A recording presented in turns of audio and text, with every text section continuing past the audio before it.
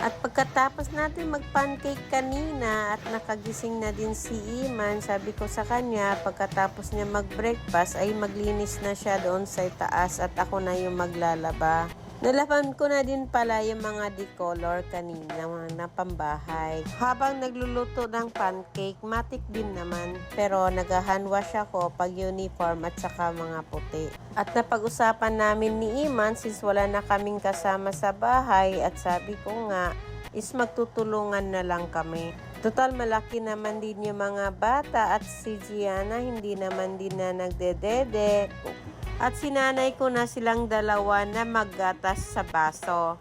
Kasi ang hirap nga din talaga kung mayat maya ka magugas ng dede at magtimpla. Kaya medyo mas magaan na talaga yung trabaho ngayon. At nag-hand wash lang ako sa tuwing Saturday or Sunday o kaya pag walang pasok. Pag tumatanda ka naman na talaga, lahat na masakit sa'yo. Ang sakit ng likod ko.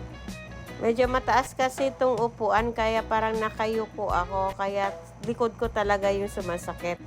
Pero kahit sumasakit, tinuloy ko na lang din at saka nagbabanlaw na din ako.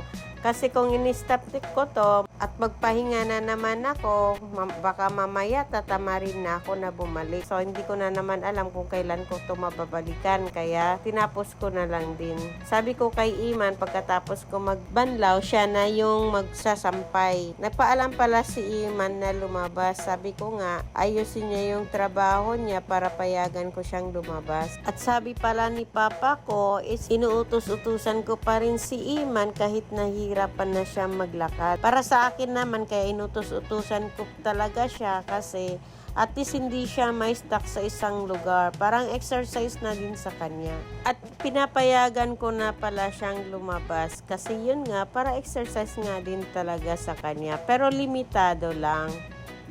At dapat alam ko kung sino yung mga kinakasama niya. At pagkatapos ko nga pala i-dryer, tinawag ko na si Iman para isampay niya na. Kasi nakaramdam na ako ng gutom. Lunch na pala to guys. At kung anong meron sa mesa, yun lang din ang kinain ko kasi hindi ako nakapagluto ng tanghalian namin. At busog pa rin pala yung mga bata dahil kumain sila ng lugaw at saka yung pancake.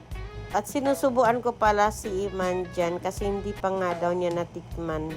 At pagkatapos kong kumain ng pancake at nakaramdam ako na parang gusto ko din kumain ng kanin. At since may natira pang gulay kahapon at nakarep lang din naman, at yan na lang din yung inulam ko. At may isang natirang nilagang itlog.